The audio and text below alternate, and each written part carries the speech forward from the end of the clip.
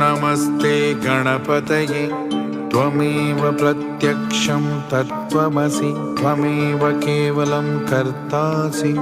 त्वमेव केवलं धर्तासि त्वमेव केवलं हर्तासि त्वमेव सर्वं खल्विदं ब्रह्मासि त्वं साक्षादात्मासि नित्यं धृतं वच्मि सत्यं वच्मि अवत्वं मा अवभक्तारम् अवश्रोतारम् अवदातारम् अवधातारम् अवानुचानमवशिष्यम् अवपश्चातात् अवं पुरस्तात् अवोत्तरात्तात् अवदक्षिणातात्